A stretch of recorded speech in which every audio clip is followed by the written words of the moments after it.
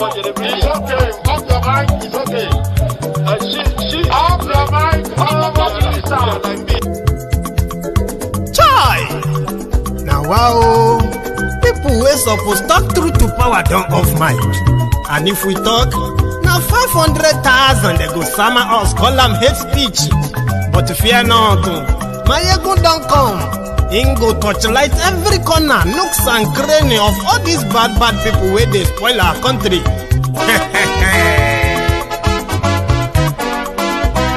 So my people make we loud, oh yo yo.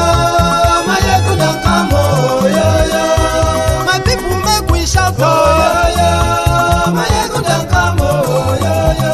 Maiyegun don't come, man of the masses, oh yo yo. Maiyegun don't come, oh yo yo. Maiyegun diary Politico, oh yo yo. Maiyegun don't come, oh yo yo. This one not the off in mind, oh yo yo. Maiyegun don't come, oh yo yo. And in the touchlight every corner, oh yo yo. Maiyegun don't come, oh yo yo. Okay, some people be they holla say they want the power. Chai, them be promise us say we go get light and power. Them hustle sote they can't get the power. But now they know they do anything with the power.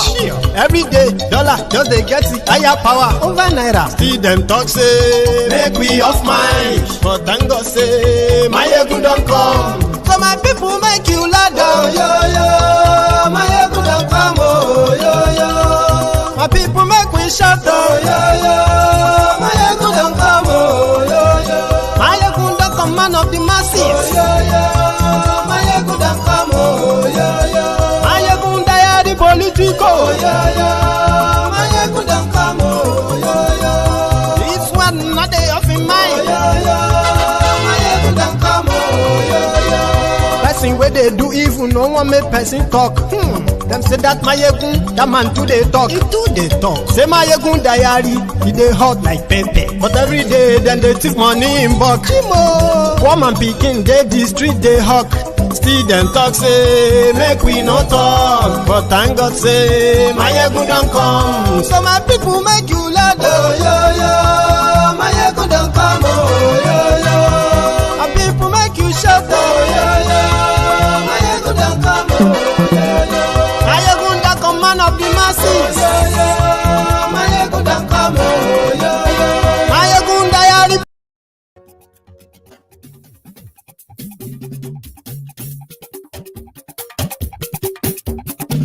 Maiyegun làwọn mọ̀ làmọ̀ dódódódó. Maiyegun diary, Maiyegun number one.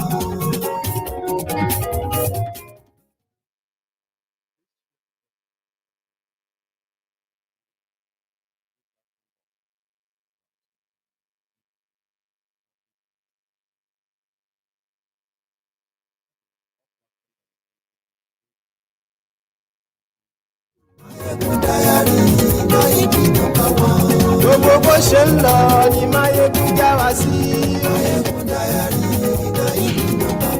Okay, let's check the audio again. How is that? Bó bá ṣe rè àní Maiyegun máa wí.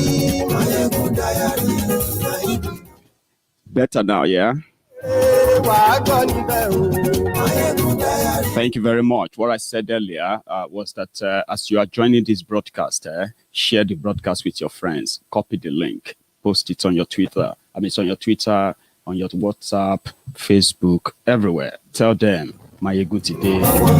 Ẹ farabalẹ̀ ṣe o, kẹ́gbọ́rọ̀ lẹ́nu. Àní Maiyegun làwa mọ̀ dódódódó. Maiyegun diary, Maiyegun number one.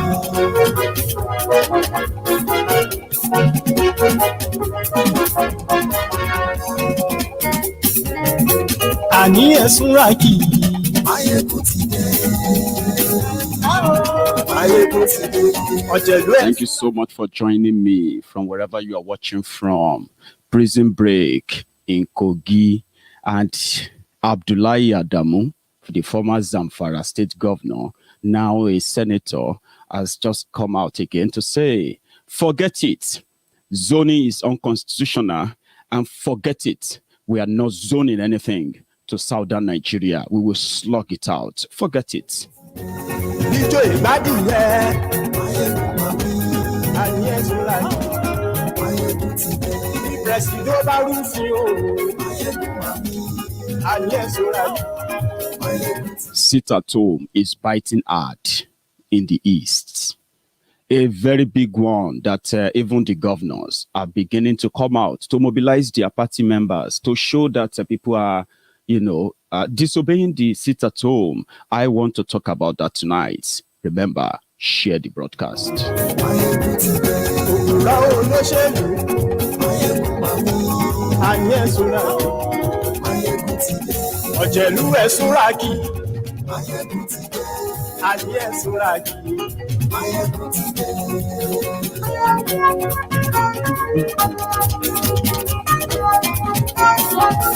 Maiyegun ti dé, gbogbo ọ̀jẹ̀lú ẹ̀ súnra kí. Thank you so much for joining me. Maiyegun ti Yes. dé. Let's do this. Good evening to you, good morning to you, good afternoon to you from wherever you're watching from. And this is Maiyegun Live. You have been following the news, I believe. And you have also read that 24 hours after the news broke from Zamfara, the same Zamfara that they told us then, sorry, Abdullahi was actually a Nasarawa governor, not even Zamfara.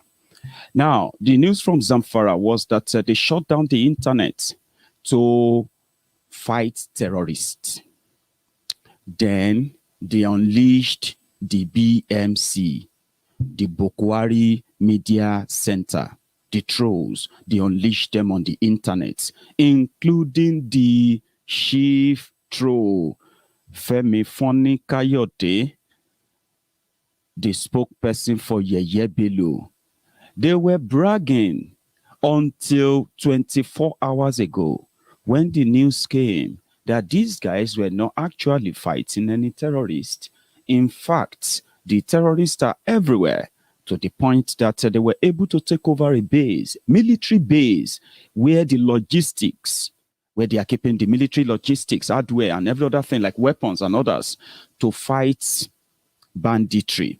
So the bandits attacked the place, killed 12 officers, including 7 naval officers. I'm like, naval officers fighting in the desert? Well, I don't know. So that busted the bubble of they are fighting terrorists. That is why they shut down the internet. 24 hours after that, as you are watching this video, the same bandits, they have attacked the federal prison in Kogi State, Kogi Lokoja Highway, the federal prison there. They attack it, and then they freed over 200 inmates, including dangerous criminals. They released them. Now, people in Abuja are worried. That is also the scale of the insecurity in Nigeria, aiding and abetting terrorists, releasing terrorists, call them repentant terrorists. Those who brought us to this level, who have, put in the wedge in between all the nationalities in Nigeria, that we are pretty much at the precipice of breaking up from Nigeria. The people that brought us to this level are now telling us that we should forget it. They will keep the power as long as they want. And if we don't believe in that, then let democracy do the work. Since they have the number, they have the size, the country is in a way, designed to serve them, then let democracy judge. So they want to hold on to the resources of the South, while they wield the power to mismanage their resources, including to commit genocide that they are committing as we speak. Bandits attacked Kogi, freed prisoners. Modus operandi. There's something they always call the emo. Emo. I usually hear that in the movies, right? Emo. Modes of operation. That's the meaning I gave to it. So if you look at how the Boko Haram terrorists operate, everywhere that they have operated, their victims, the survivors, their stories, if you pair their stories with that of the bandits that they want you to believe are bandits, they are not terrorists. And then you pair that with the Fulani terrorists that they also want to tell you that they are just Fulani as men, but they are not terrorists. When you pair that again to the operations of the unknown gunmen, and you will see the similarity in everything. I will explain. Boko Haram came. They said they had to take over Nigeria and make Nigeria a caliphate. That was their pure agenda, which simply means it is 100% religious. And they have been killing since then. That was before Boko Haram came in. Immediately Boko Haram came in, the Boko Haram of 2014 metamorphosed into ISWAP and the rest of all the terrorist group you have today in northern Nigeria. According to what the data we have, they say you are dealing with over 10,000 armed terrorists in northern Nigeria as we speak today.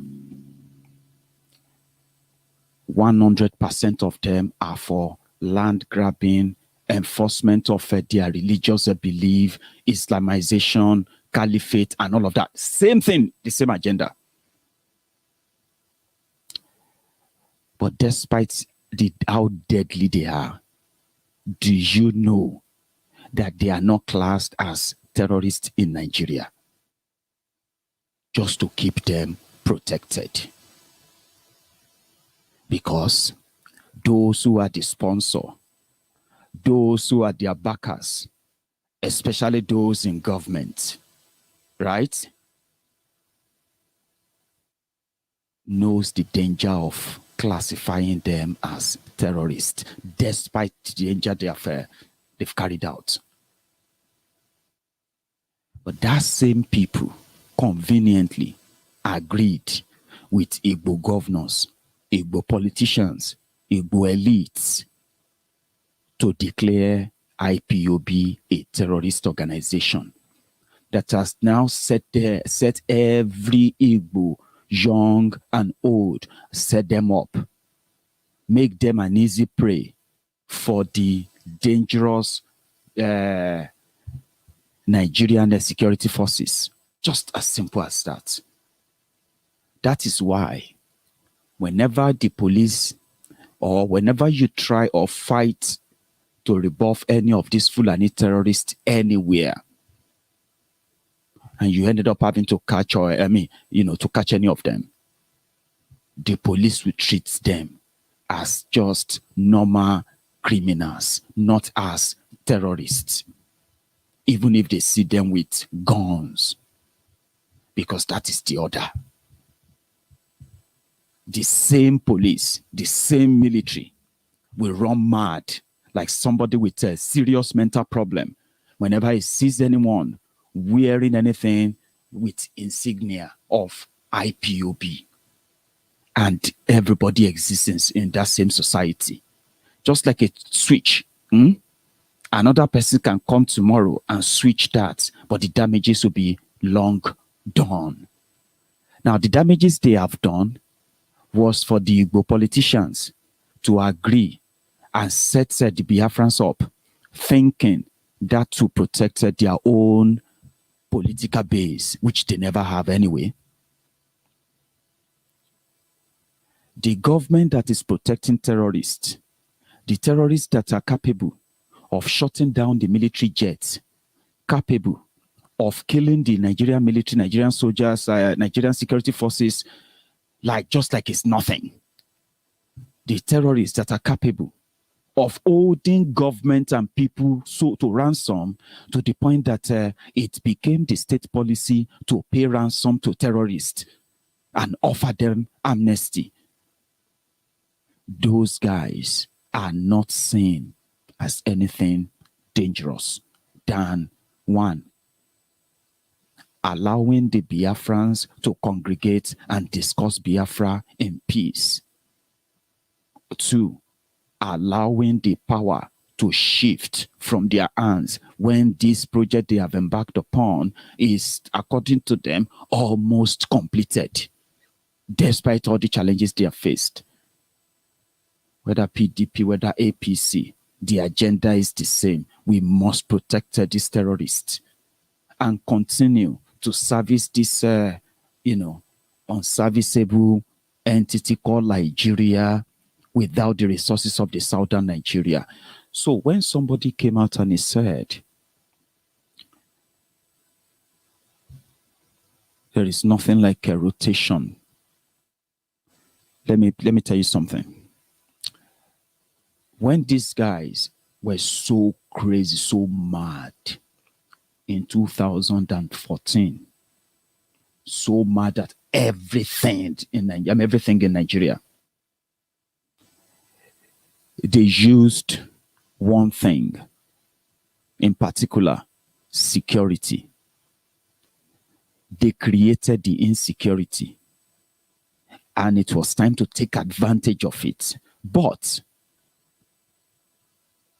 it won't sell if it was just about security, if it was not laced with tribal and religious bigotry. One, they agreed that killing of the northerners, killing in the northern Nigeria by Boko Haram then was primarily being sponsored by Goodluck Jonathan. Number 2, many of them agreed that power must return to the northern Nigeria because Yaradua didn't finish his own tenure. All this coupled with underlying religious and ethnic bigotry, I call it, that was so obvious then. They were able to take the power back because they felt like they were cheated for not completing their own 8 years. Now, when the opportunity came to try and see if they could trust the South with power, when Boko Haram became a vegetable in 2016 and it was flown abroad, Oshibajo was made the acting president, right? And his action for those 100 days was completely a red flag for them. And now one of them just came out that you might be jumping up for 2023. Number 1, APC has nothing like zoning. Number 2, you can never expect us to just say, okay, yeah, give us somebody from the South, we'll vote for him or her. That is also a red flag to those of you who are teaming up to help them continue to gaslight IPOB members, continue to gaslight the Yoruba Nation campaigners, continue to gaslight everyone that is asking that this rigged system, if it's not destroyed, it will destroy you all. Right? 2023, which is pretty much a mirage in the long run. Setting up your own brothers and sisters, you watched them proscribe IPOB. They called them terrorists.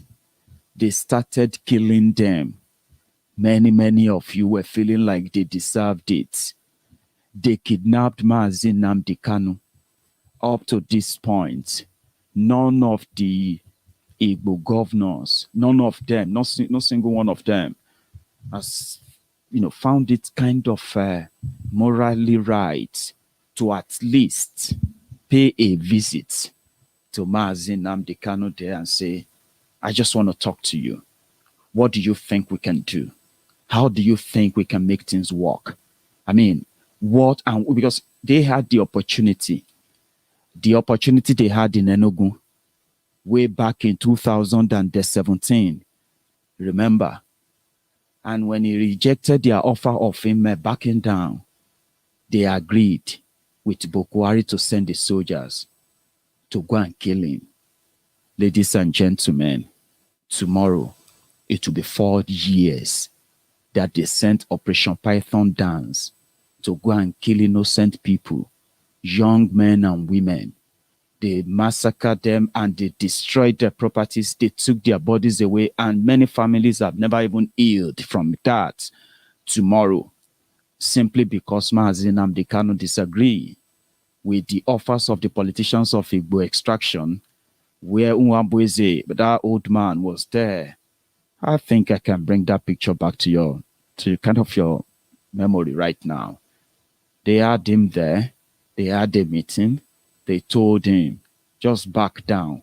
We will go and talk to Bokwari.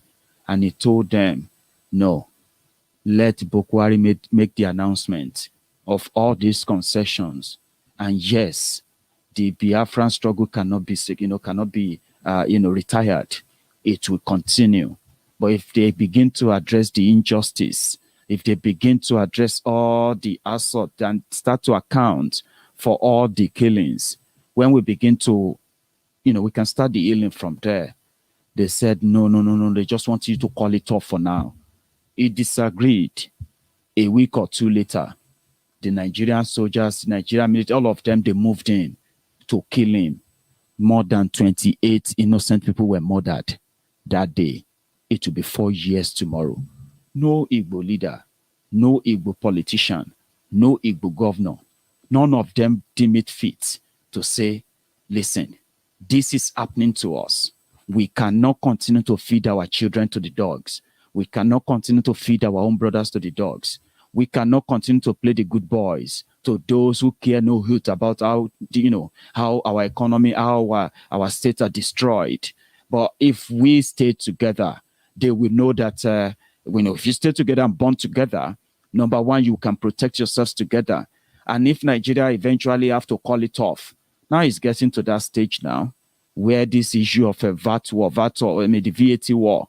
So everything that attaches the Igbo people to Nigeria, they will begin to see the light and begin to agree with the IPOB and Mazi Nnamdi Kanu after all. But what am I saying here? None of them deem it fit to even speak up for any of this until they started the sit-at-home. The sit-at-home that is now called voluntary. Do not mistake. Yes, there are people on social media sending messages like, oh, if them burn you well, come out tomorrow. If them burn you well, come out tomorrow. Listen, this cannot be 100% the position of the IPOB, the ones I know about. The sit-at-home is voluntary, and people who are sitting at home because they know why they want to sit at home. And the fact that they agree to sit at home doesn't stop others from going to wherever they want to go to. And I'm saying this to some of you too. Do not take this and ruin this for what you have achieved with it. You don't need to go after anybody on the road. You don't need to threaten anybody that they shouldn't do this or do that. When you do that, it's going to defeat its purpose. But I've seen it so far. It is these politicians. And I keep telling you that if you believe every lie they tell you, if you believe everything they tell you, trust me, I have an airport to sell to you. If you have the money, I have an airport to sell to you somewhere. Nigerian politicians cannot tell you anything that you can believe. Nigerian media cannot tell you everything that you cannot scrutinize yourself. You see, when they tell you and they do their report and tell you that, unknown gunmen are attacking people here and there for not obeying sit-at-home. I ask you this question. Are the ESN not considered a terrorist organization that the Nigerian soldiers, Nigerian military are looking for? Well, how come it's so easy that unknown gunmen will come into the city, they will perpetrate the crime, do all of that, and for hours that they commit the crime, attacking police stations, as they say, there will be no response from any military, there will be no response from any security agents from that state, from that particular place, until they are long gone. Then the media will say, unknown gunmen killed 2 policemen in Imo State. Unknown gunmen burned down police station. Then I'm like, how does that make any sense to you? It doesn't make any sense to me, and I have my own theory for that. It's just like saying Boko Haram.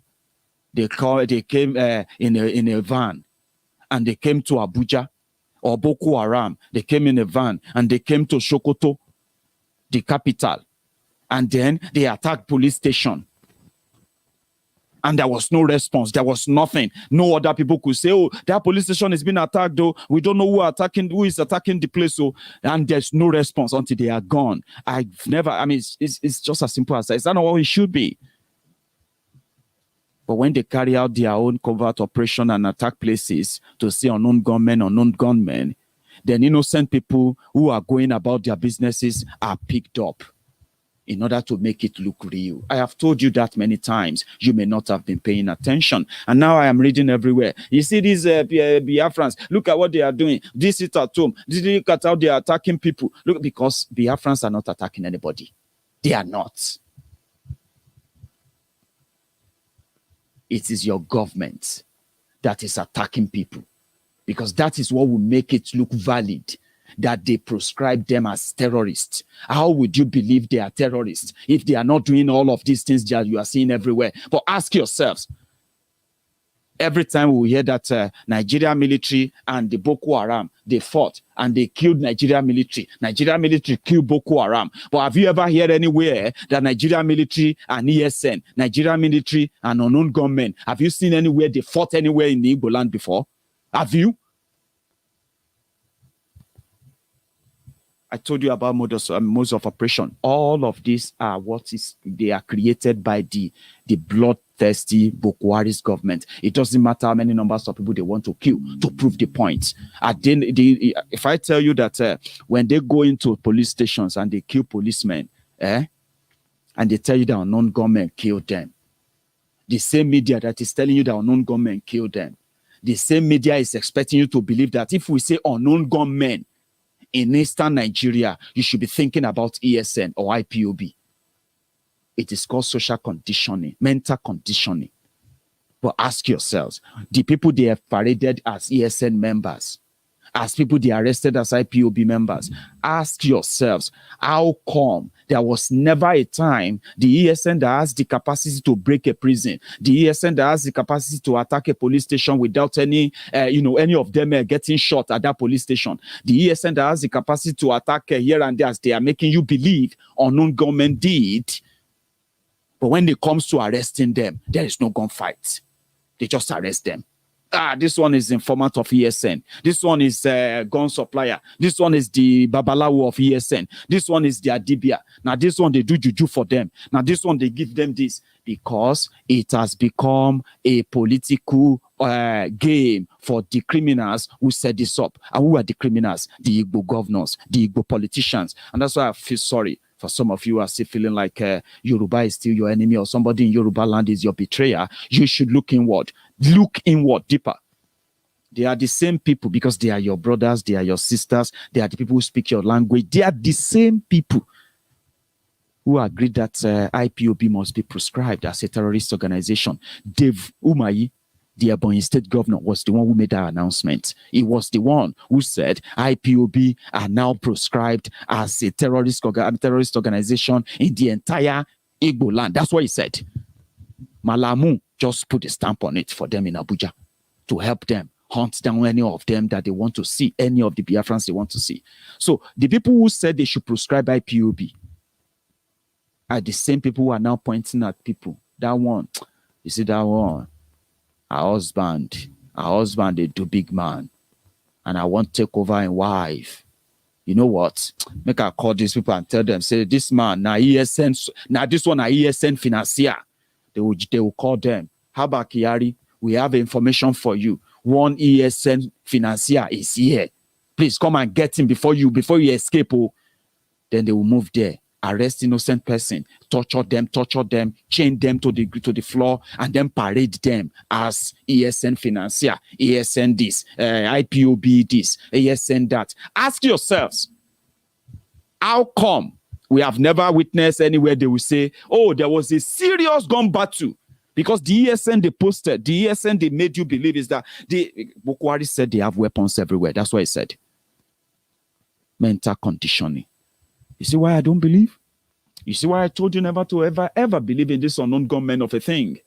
Maiyegun, don't talk like that. I have seen some of them. They are speaking Igbo. So who says that you don't have Buhari Shuku, you don't have Buhari? I mean, Ngoziari, Nnamdi, Buhari Shuku, and all of them in Igbo land.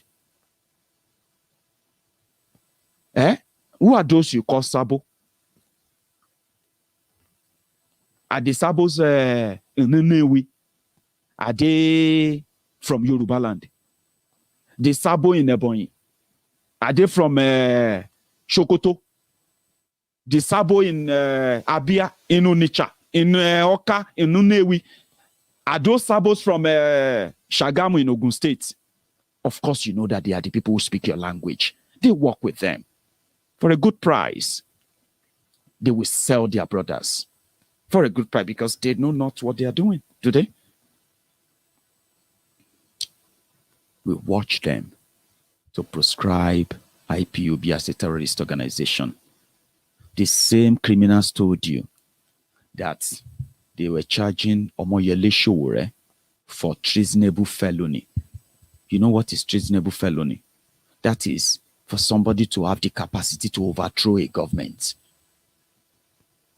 And when they said, bring the evidence, they said Sowore transferred money from his New York account to Sahara Reporters' New York account. Sahara Reporters that is registered in New York, that has no connection or no registration in Nigeria at all. They said he transferred money from his own account, Yele Sowore, to Sahara Reporters' account in New York. Therefore, they suspected that that money was a proceed of terrorism. That's number one evidence. Number two evidence, they realized that Sowore traveled to Dubai to go and meet some people.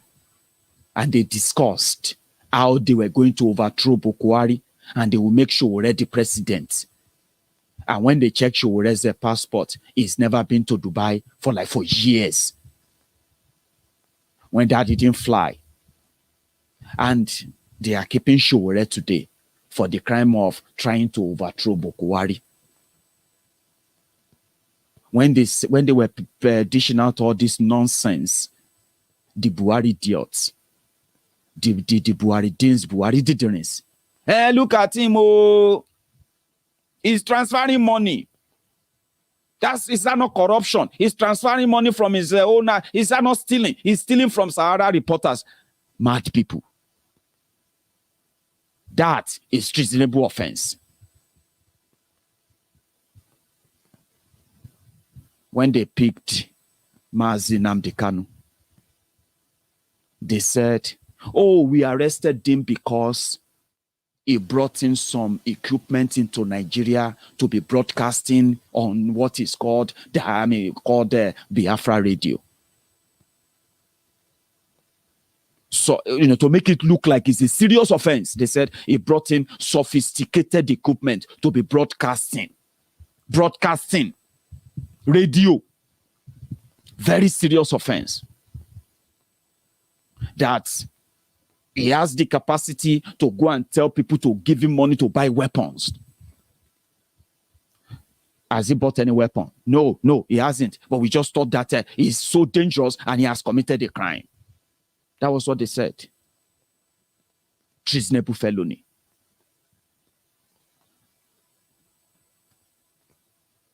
They went to Sunday Igboho's house in the middle of the night. Killed 2 innocent people.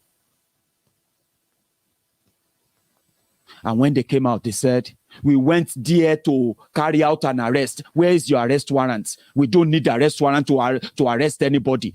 Do you then have to shoot and kill anything in sight when you want to go and arrest somebody?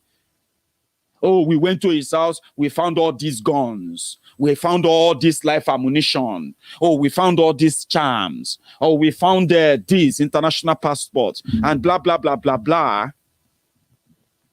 And because of that, we have declared him wanted. On top waiting him do. Because he is into gun running. We found guns in his house and we believe that he is into gun running. Really? You found gun in his house, and none of those guns were fired or shot, and you shot over 300 rounds of ammunition in the house. Over 300 rounds of ammunition in the civilian's house. Anybody that sees him, we must arrest him. Arrest him for what? For nothing. Yes, he must be arrested. Nobody can take that nonsense. That's the Buhari idiot talking.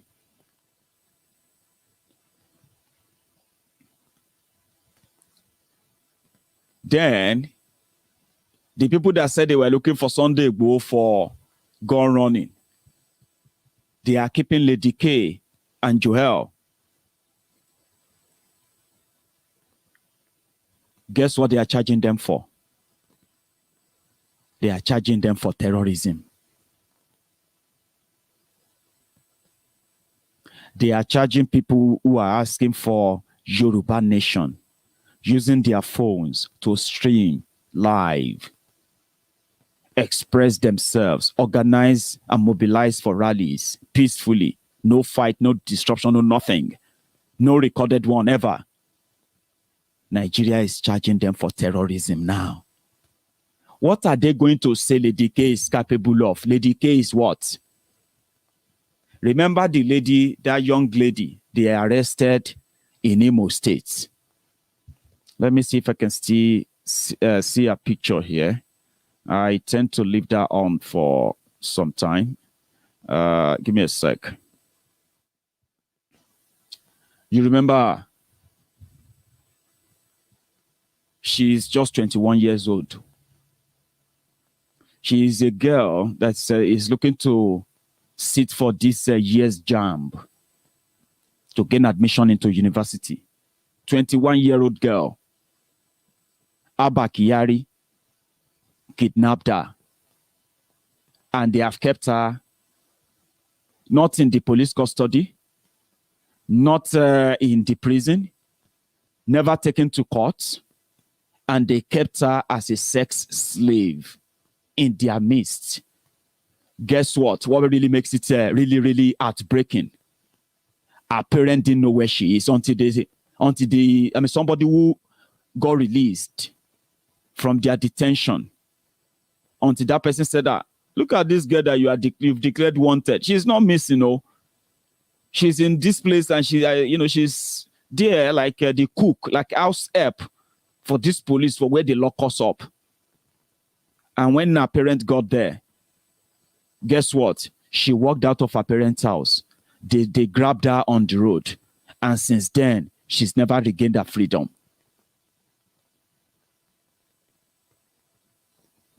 Glory Okolie. When it became so viral, when our news became viral, the Nigerian police said they were going to investigate. After they've locked her up for over 2 months, they said they were going to investigate what happened. Within 7 hours of investigation, they came back with a verdict that she's a girlfriend to one of the ESN leaders. She may look innocent. She's an informant and the gun runner for them. She's the one that is helping them to move weapons everywhere. That is how terrible Nigeria can be. And that is why I said anything they tell you, don't believe them, please. For the sake of your own mental health. Because it will get to a point that you begin to think, am I mad? Is something wrong with me? You know what I mean? Don't believe them. Bankiti, thank you so much for your super sticker and your super chat. Let me read that out quickly. I want to take you quickly to Kano after this, where they are opening a naval base in the desert before we go to the next one. 2023 Mirage. Bankiti, you have the right to keep your super chat money to yourself alone. Please don't share with anybody. Let them go and find their own. Keep up the good work, Baba. Thank you very much, by the way. I really wish I could keep every penny of it. It's crazy, guys. when you give a super chat on YouTube, I only get 51% of that money. Do you get what I mean? YouTube is going to take 49% of it. But nevertheless, thank you. Okay. So that is why if people give any support to Maiyegun and it goes to the PayPal or the Cash App or whatever you, that comes straight away to Maiyegun, to myself. But you see this one, it is just a show of support that really goes a long way as well. So thank you. That's how they work it out. It looks so good out there, but they take almost everything. Well, almost half of everything. Anyway, they are planning to launch, to build a new naval base in Kano, where they have no sea or water to actually, accommodate such facility, at least to complement such facility, to auto warrant it. You get what I mean now? But these guys at this conversation, they tend to kind of break it down better.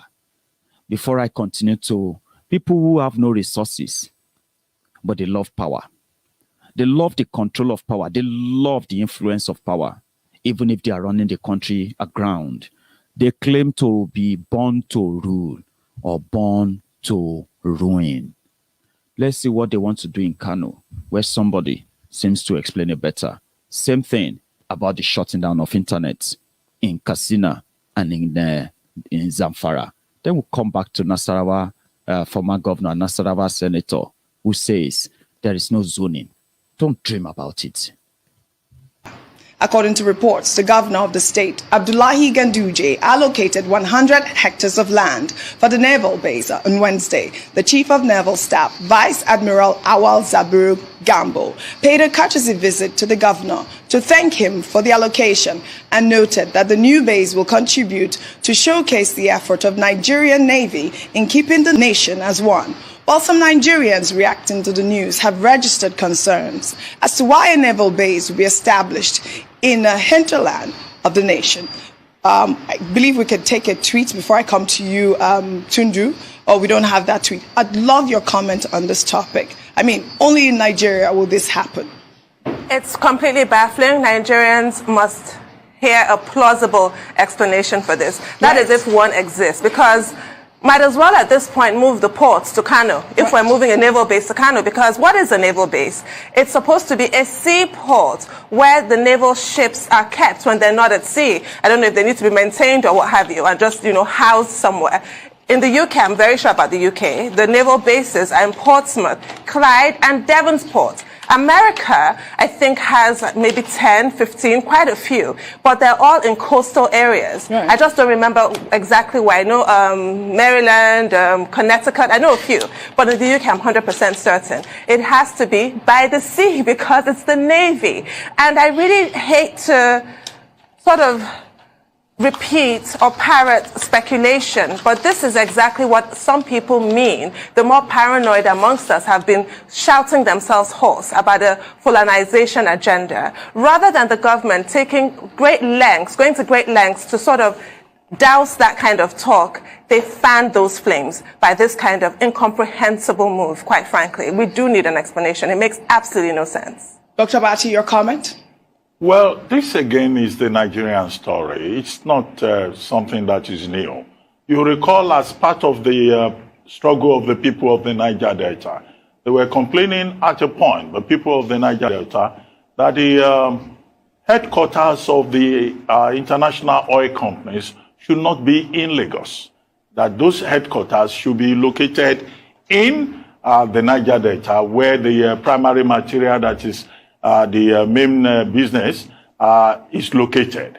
And that went on for many years. We can give another example of, when the Ministry of Transport decided to locate the Federal University of Transportation in Daura, in Katsina State, in the hometown of the president. People were wondering, they were saying, look, why Go and put the University of Transportation in Daura. I mean, what kind of transportation are they going to teach there? You know, travel on the back of camels or what? Now you have this. This is yet another instance. It's a long list that we can cite. You know, people are now saying, why a naval base in the desert? You know, when there is the ocean is right here in the south. But there are persons in the north who can tell you that there are rivers also in the north and all that. But what is the draft level, you know, of those rivers?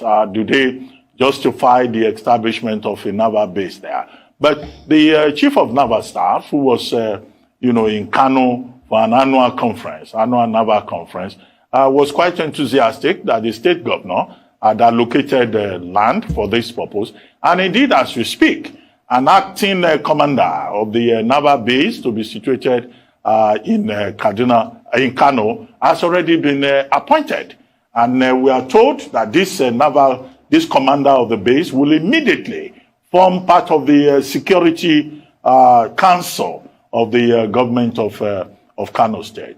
The only justification that I see that they can put forward is that, oh, this is yet in line with the principle of federal character in the Constitution, that government assets should be and infrastructure should be distributed across the country. Well, you can put up that argument, but there are certain things that do not make sense. A naval base in the desert. It's only in Nigeria that I think that is possible. Absolutely. But Nigeria never fails to surprise you. Or rather, our leaders never fail to surprise us. Before I take your comment, we'll take our final story so you can comment on both. In Katsina State, some Nigerians have thrown the governor of the state, Aminu Masari, under the bus after he signed an error-filled executive order. The executive order, which came into effect on Tuesday, was issued as part of efforts to address the security challenges in the state. In the executive order, the first blunder was the subject matter of the order, the title, which read, Constitution of the Federal Republic of Nigeria, 1991, when in actual fact, the Federal Republic of Nigeria is governed by the 1999 Constitution. The executive order contained other blunders, including the spelling of Nigeria, which was written below the governor's signature as Nigeria. While many Nigerians have shared reactions, Rufai, I would love your comment on this particular subject before you talk about the naval issue. I'm sure the guy that wrote the paper wrote Nigeria as they will call it, Nigeria. I couldn't even pronounce it. No, how do you say? Nigeria. Okay, good. You see, incompetence is just everywhere. This is another brighter grammar moment. Incompetence is just everywhere, and there's nobody to double check it. If a common government dossier cannot be checked properly from errors, then what can be checked properly in this country? You are amazed at the level of incompetence, and we've become a gift that keeps giving every single time. We can't write a paper correctly, and we want to solve an insecurity problem. And that's why we do things that we can't even account for. Good point you were talking about, Tundu, about naval bases in England. I had the chance of being in one in Plymouth. Plymouth is like is an ocean, big body of water. That's where you have naval bases. But here, we didn't see the Niger Delta. There's a naval base in Sapele, close to the water. It's just very close to where the power station is in Sapele. I've been to that one too. You didn't see all the body of water in Bayelsa. You now take it all the way to the north. And when the people of the Niger Delta are complaining that they are marginalized, you say, how are they marginalized? So we'll go and dig up water in Kano now to form naval base all of a sudden? Or it's going to be built close to Riverana, or what is it? You see places in the Niger Delta to site naval base, you can't site it there. I mean, it's really all the way to, just like it never made sense to me why a refinery was built in Kaduna and we had to transport crude up there to refine. Bunkers. Federal character. Federal character. What is this characterization of federal madness we are doing in this country? So we call it. I mean, I don't get it. We're not, you know the cost we use to transport crude all the way. Right. Please, you see, let us not divide this country even further. Let us do what is right. Let us do what is befitting, because we forget that every day we are living our lives to leave legacies. Right. And power is transient. You will come, you will go someday. The question is, what have you done behind? Please. Thank you, Rufai. You can watch the full conversation on Arise Television News or Arise News on YouTube as well. The injustice. You and I know that the reason why one Nigeria is still one Nigeria is because they can open up refinery in Kaduna where you have to then transport the crude oil from Niger Delta to the desert to go and refine. You can abandon Niger Delta and go on there to go and build naval base in Kano. But there will be no money from Kaduna or Kano to build those. It has to be the money from southern Nigeria. Now, do you now understand why when Nigeria should be going forward, it is going sideward to backward, completely lost? Do you now understand why? When you go to Igbo land and you see River Niger that got straight to that Onitsha, that second Niger bridge or the first Niger bridge. You see that river can be dredged and it can take in any cargo ship that comes there, or that can just be diverted straight down to the east. But Nigeria will not invest in there because those that would decide to do that investment, they already consider the place as the dot in a circle. Now, how do you make progress when you go abroad to go and borrow almost $9 billion to construct pipeline from Niger Delta where the crude oil is, right? And you are constructing hundreds and thousands of kilometers of pipeline from there to Niger Republic in order to pump the crude oil from Niger Delta and pump it into a refinery in Niger Republic, when you can build a $2 billion refinery next to your oil rig and you pump, you refine, and you take it to wherever you want to take it to. But because nobody them get the oil, nobody them get the money, they just make the decision. And they wish all of this were the other way around. They won't develop, or they won't feed or take care of the golden goose that is laying the golden egg. They won't. Now, when the golden goose decide to fly away, then they will go into a rage like they are now. One Nigeria, unity begging and unity beggars. You following me? Naval base in the desert. That's the new one. And that is why the power will not shift, will not change hand as you will probably expect it to do in 2023. They know how bad it's going to be if all they are doing right now is ever reversed by any other person who disagrees by any means. Now, let's come back again to where we started from. You have a country led by terrorists that have shown it to all of us again and again that it is either we learn to live with this or we will pay the supreme price for asking them to stop.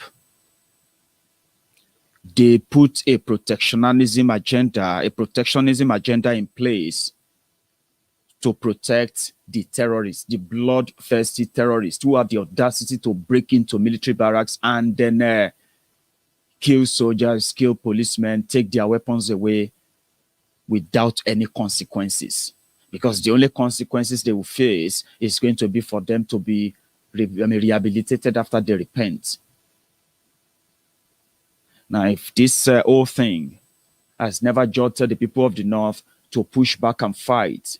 The people of the South choose to fight. But we are now being told to put our hands behind our back, while our own supposed political representatives continue to play the card of political correctness until now. So when they said you should forget about the zoning in 2023, what they are telling you right there is that, which we know why anyway, what they are telling you there is that you see this hope you are raising for yourselves. The way they will do you, I bet or I pray you're able to at least survive the shock in order for you to join us to finally crush the entire thing. I mean, that's what the whole thing will be at the end of the day. The South. They have told you, forget it. And their own democracy is a game of number. Okay? And if it's a game of number, they have the number. If the election is a game of power, they have the power. If the election is a game of force, they have the force. Whatever you want to do, you are not in position of negotiation at all. You just have to listen. And your leaders know this. And that's why we said, listen, the politicians that thought it is ideal to continue to be part of one Nigeria in order to continue to sacrifice their own brothers, their own sisters, to this murderous regime and those who are working for them. It will be ideal for all of you to use your own weapon now before you finally lose the advantage of making that happen. For example, you see this issue of VAT. I am so personally happy that if they won't let the southern Nigeria, because this is the deal, they have their own ISBA, they have their own JTF that are working with the Nigerian security, they call them. They have the vigilante that are working on their own, trying to protect communities little way they can from these terrorists in northern Nigeria. But they haven't been succeeding, so to say. It would have been worse if they were not there at all. Sincerely speaking, that is from northern Nigeria. But when it comes to southern Nigeria, and when I talk about this security they put together, they are those that are completely outside the regular Nigerian military, Nigerian police, and the rest of them. But when it comes to the southern Nigeria, in Yoruba land, our political representatives started Amotekun. Today, they have made our Amotekun to become toothless paper tigers. Until recently, when I personally believe that some of them will eventually get the memo that they should forget about 2023. And the only thing they can save right now is their own people and themselves right now. And how do you do that? Take away what makes them feel powerful. All the money they are taking from southern Nigeria, begin the process and the process of disengagement, which I would love to see, but I'm not going to bank on it. If the people who are doing it right now are still the people that would do it, but we would love to see. And what do I mean by that? The people that want power can keep power as long as they have the resources to fund that power. We have Amotekun. Our Amotekun cannot carry more than double barrel guns and other shakabulas that we can grab. And then you will see Amotekun core members, right? Because they are not allowed to. I don't know if they were not allowed to be kitted up that better than for them to be wearing the regular, wine uniform. I wanted to see them put on a well-plated, bulletproof vest. Put on a proper, helmet, bulletproof helmet, something that will make them prepare, gears that will protect them and guide them, not like they will put on the whining jackets and then they will put on they will be tying to their arm, trying to escape or protect themselves, I'll say. So I expected all of this, but I realized that it is either those who put Amotekun together for us never really have any real plan in mind, or they have been told they can't really go further by really arming them, getting them battle ready.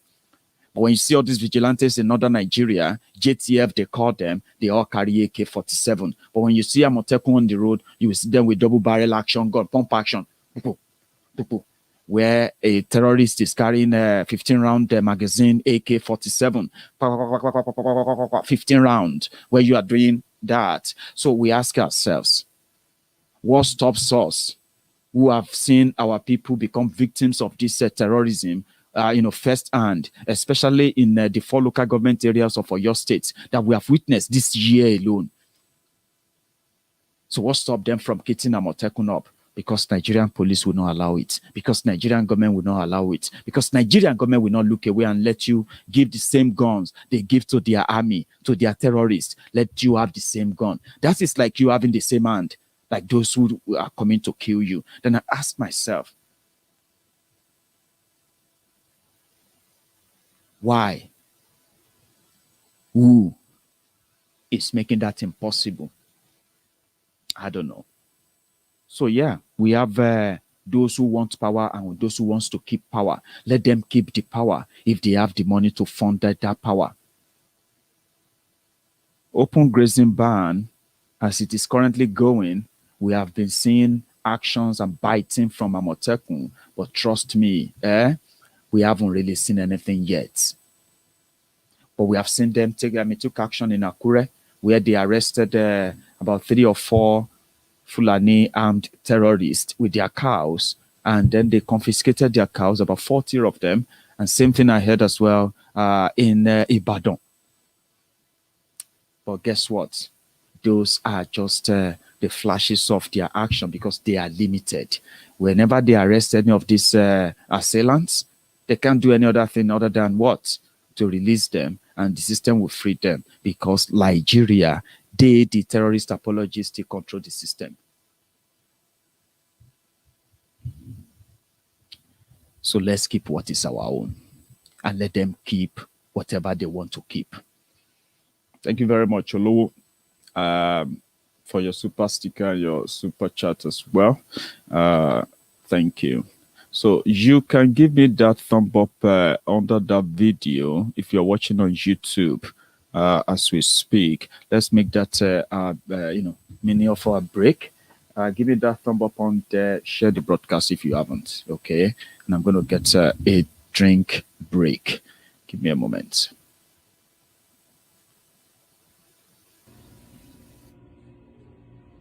To the killing of a Nigerian soldier in the barracks in the NDA Kaduna. I will play it and listen to how they are shouting.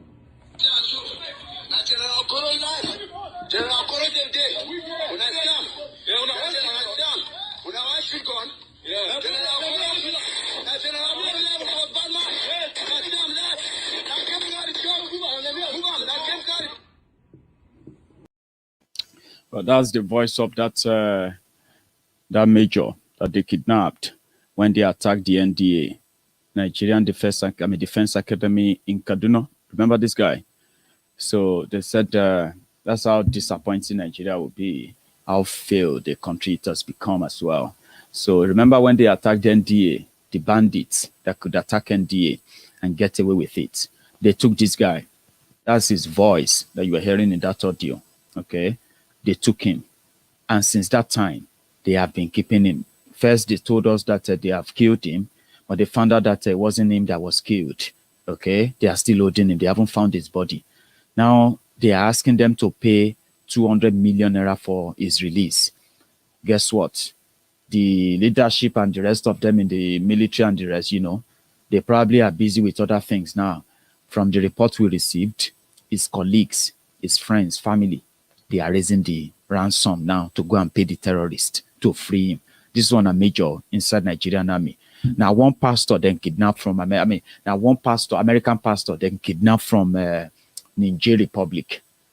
Some Janjaweed terrorists operating within the border and all of that, they kidnapped this pastor.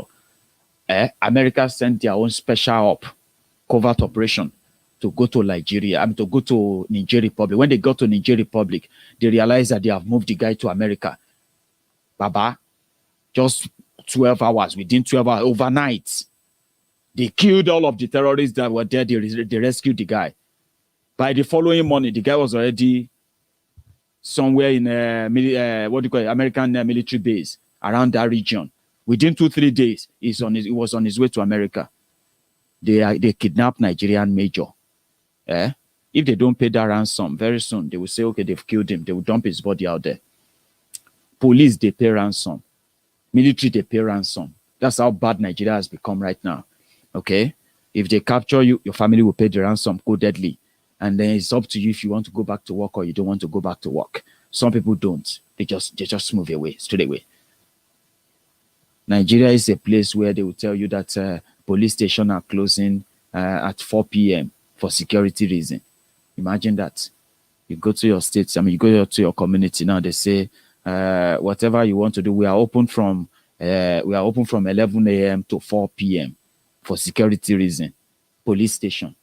Then can you really feel like you are safe? That's the situation in northern Nigeria as you are watching this video. And there is no single of them that has been tried or convicted of any of this crime.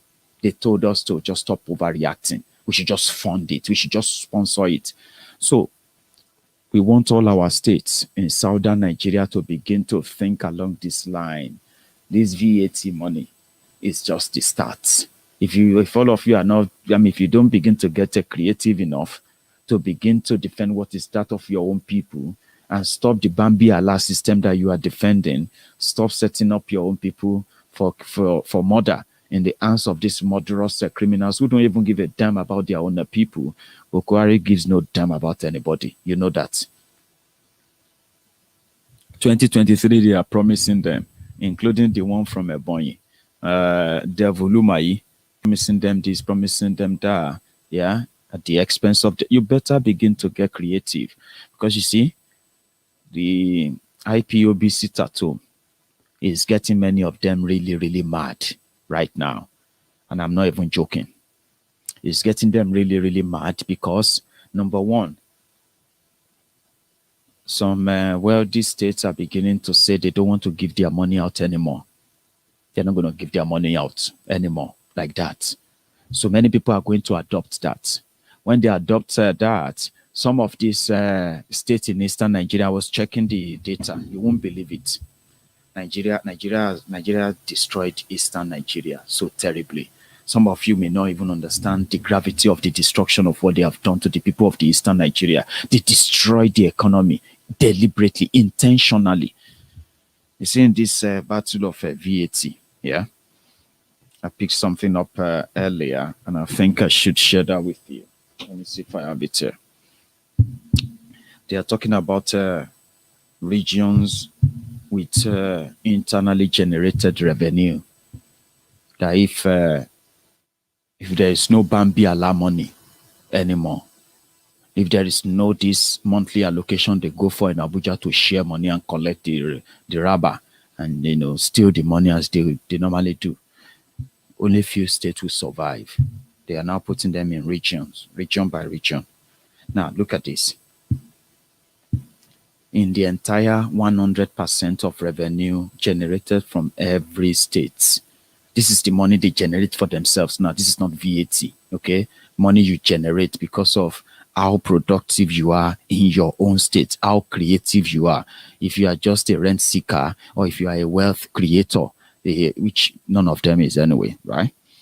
Southwest Nigeria is generating over 29% of that. Now, let me put it this way. Nigeria, the entire Nigeria, 36 states, including Abuja, they generated about 1.2 trillion naira in a year. All of the states combined. From this money, Southwest alone is generating over 600 billion. Of course, it's because of Lagos. Lagos is the richest. Lagos alone is generating over 400 billion averagely. And the rest of states in Yoruba land, they are generating something between 120, 150 billion a year. Ogun State is next, by the way, after Lagos State, when it comes to those from the Southwest. The other parties You have the Northwest. You have the North Central. You have the South, which is the Niger Delta. Then you have the Northeast. Eastern Nigeria is the least region with internally generated revenue. All thanks to Nigeria that deliberately underdeveloped the place. Would you believe it that you can count any, if there is any, by the way, you can count with your fingers any real development of federal government in the Eastern Nigeria, because they always believe that one day they are going to break away. The same people that will not let them go. They always kind of believe that there's always a time that they're going to break away. It is like an unwritten code. Things that could have boosted the economy of that region, they deliberately destroy them. These are traders that are contributing the chunk of their taxes and the rest of that to Lagos State without denial. The business they are doing in Lagos State is because the Lagos State is the seaport where they have to transact and move through. Whatever they are transacting in Eastern Nigeria, half of that has been shared in Lagos State before they even go anywhere. If they had been on their own, they would have had their own seaports. At least, I believe they could have had up to 2 seaports, independent seaports that could have created a different economy in Eastern Nigeria, created jobs, opportunities, and could probably have created wealth, a standard of living that could have made this kind of division less trouble. What do you call it? Less trouble. Sorry, problematic. Rather, I would say. I wanted to mix trouble and problem together. I wanted to say problematic. I wanted to really say problematic, rather.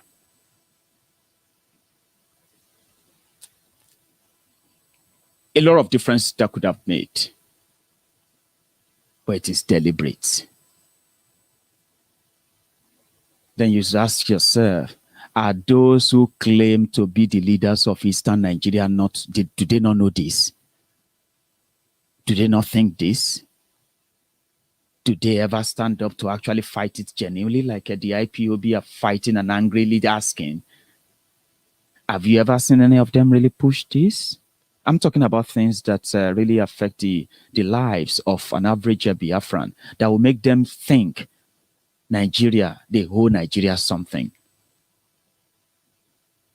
Is it because an Igbo man is there in Lagos, is there in Kano, is there in Kaduna, is all over, everywhere,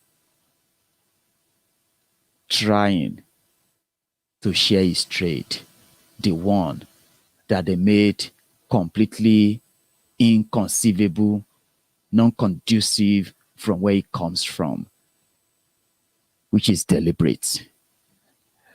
I keep saying that if I have so if I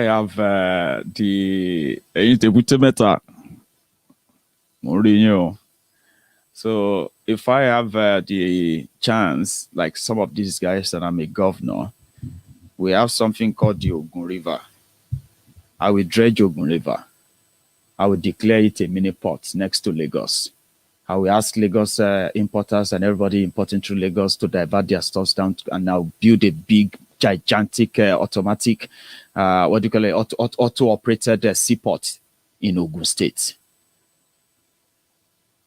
That's something somebody who is the governor of Anambra State, the governor of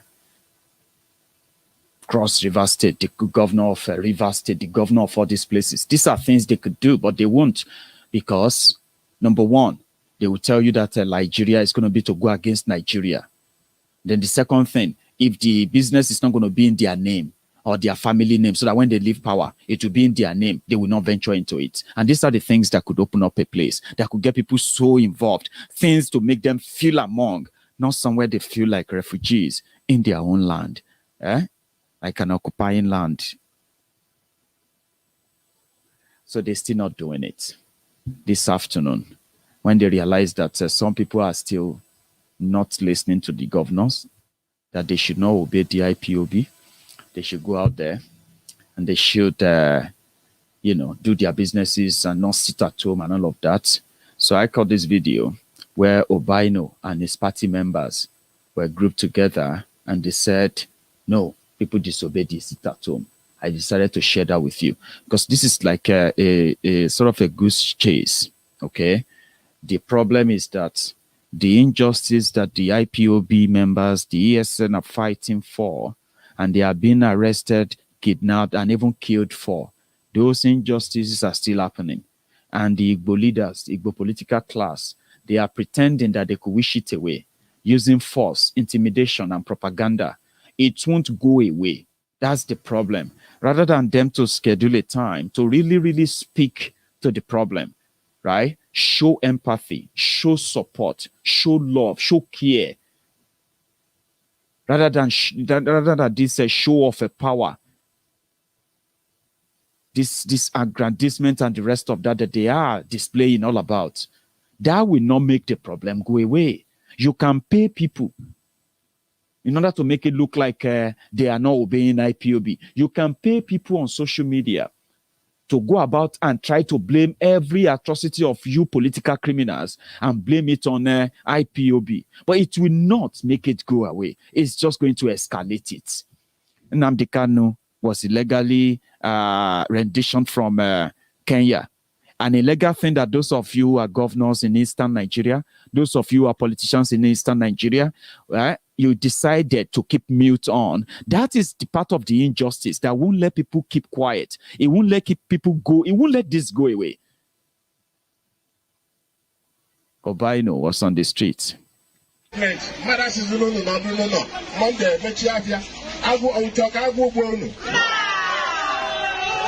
Actually, now I need to prepare. I want to get you so on the man that him. You know, for Mandian and police do better. So now, I like him. Talk as well, mayor. And that's what I get out of my Monday Galati. So that's what I'm saying. So back over the food, we never get about one day. They make sure shot. I put 95 in it. I think you support. When 95 in APGA. It threatened to sack all the market leaders if they don't open their shop. Still, they didn't open. Then the moment they heard that the governor is coming with his it started going from everywhere. It was going to the banks. It was going to people's offices. It was checking if they opened or not so that he can sack them. But it would never, ever sit down to speak to those aggrieved because they know why. They feel like Nigeria can protect them. That's somebody who would never sit down with IPOB or anything. The one that will sit together with those that will prescribe IPOB, indigenous people of Biafra, really? A man from Abga is more comfortable with Miyetti Allah. He even put them in his own government. This is the problem. Okay? You are trying to satisfy people, you are trying to satisfy others and dissatisfy yourself. So the people will leave you. And we'll see how you're going to go about it. I'm talking to these politicians who think it is a good thing or a show of loyalty for them to continue to set up the IPOB to be killed by the Nigerian military, Nigerian government, under Boko Haram, and those who are working for him. This same guy is comfortable to have Miyetti Allah in his own government in Anambra State, ladies and gentlemen. The herdsmen, where they are. If you destroy any farm, will you pay? Leave whenever I got confirmed. And if you kill their cows, you pay. That is, Anambra community must pay them. If they destroy your farm, they will pay you. And it has been happening. If for any reason somebody dies, it's a police matter, but if our people is killed, they will pay 500,000 naira.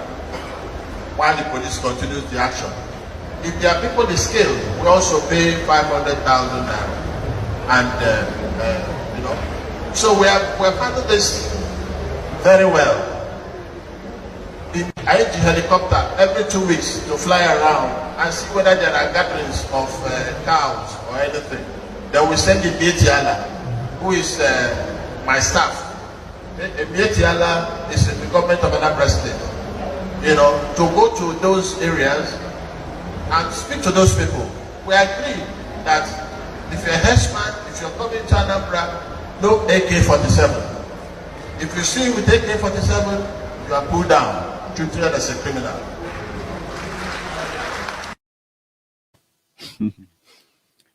Do you understand that now? So they continue to leave the what do you call it, the substance, to go and chase rubbish, but it's still going to be the same thing, because I've been told that the sit-at-home for tomorrow is to honor those that were killed by Nigeria 4 years ago inside Mazi Nnamdi Kanu's house and in his state, in Abia State, in that day when they went in, that called Operation Python Dance, where they killed innocent people. So tomorrow is going to be another sit-at-home across Biafra land. And when people talk about hurting the economy of Biafra, let me tell you something. I understand that majority of our people don't, you know, so many people won't survive if they don't go out to make their money a day. Okay. However, the sit-at-home in Biafra land, ordered by the IPOB, is voluntary. When I say voluntary, it simply means if you feel like it is worth it, and in most cases, a lot of people feels that it is worth it. Okay, I want people to know this.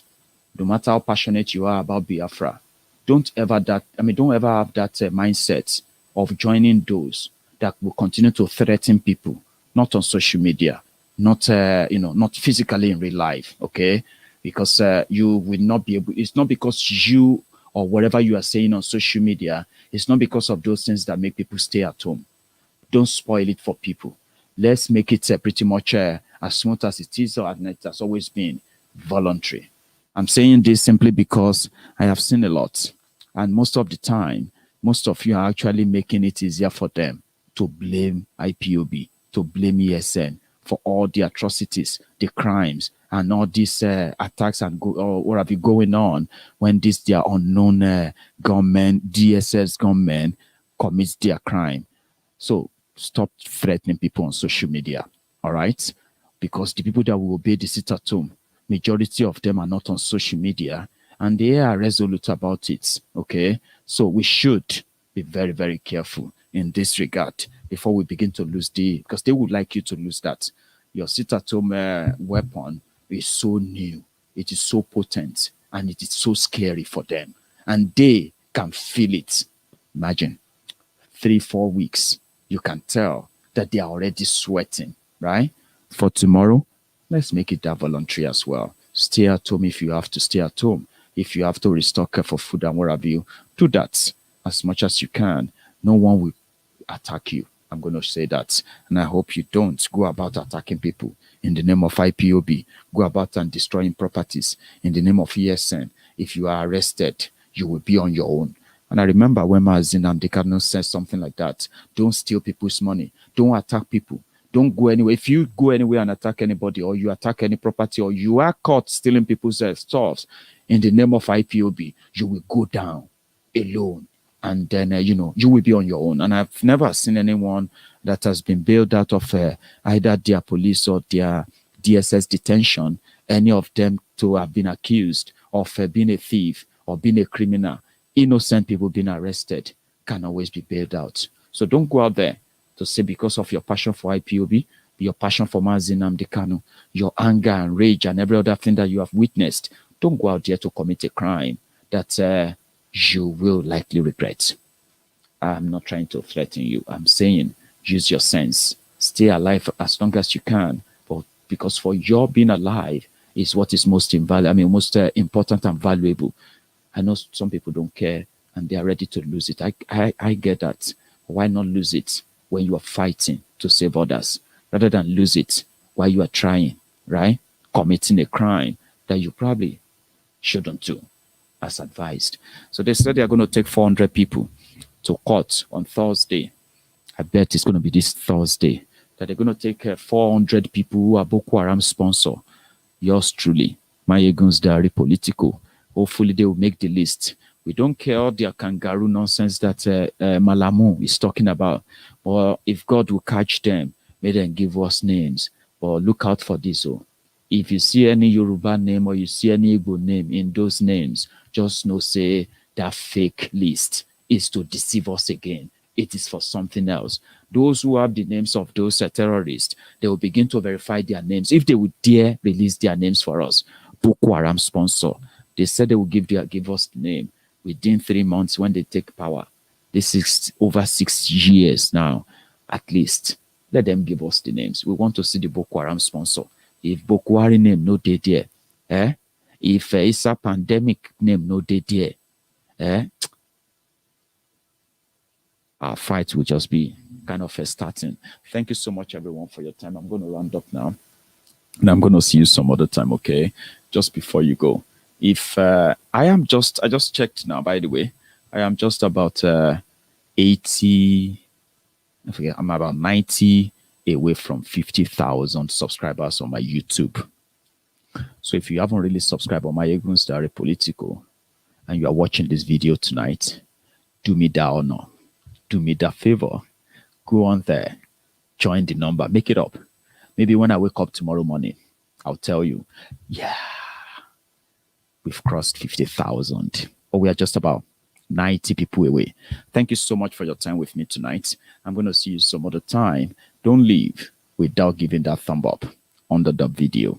At least that is your own tithe, and then your offering tonight. Thanks to every one of you. You should all have a good evening. Good night.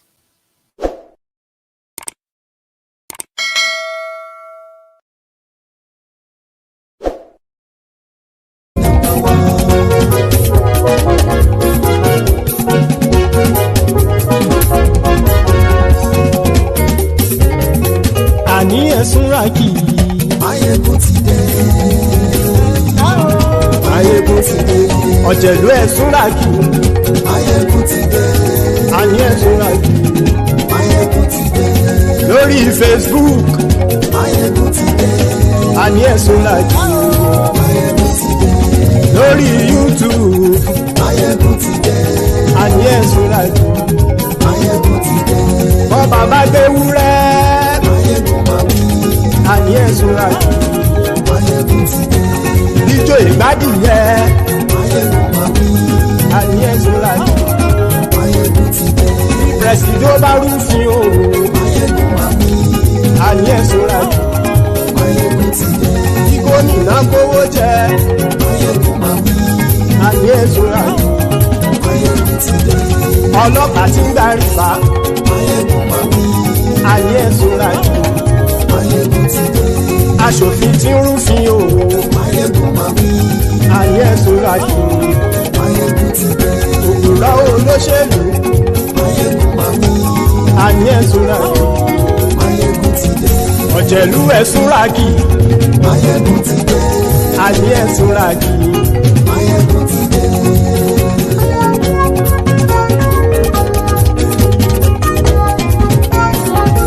Maiyegun ti dé. Gbogbo ọ̀jẹ̀lú ẹ̀sùnra kì í.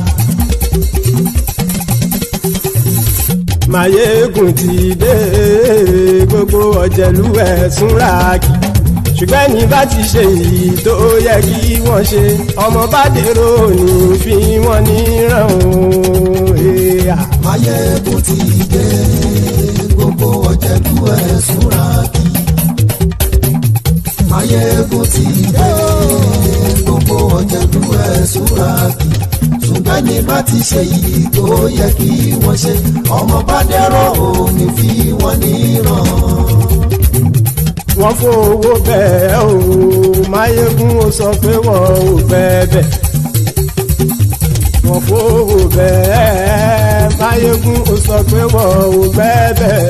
Oníkan ṣáà ti ṣe yìí tó yẹ kí wọ́n ṣe fáwọn ará ìlú tó gbé wọn débẹ̀ o àyè. Maiyegun ti dé gbogbo ọ̀jẹ̀lú ẹ̀ súnra kì. Maiyegun ti dé gbogbo ọ̀jẹ̀lú ẹ̀ súnra kì. ṣùgbọ́n ní bá ti ṣe yìí.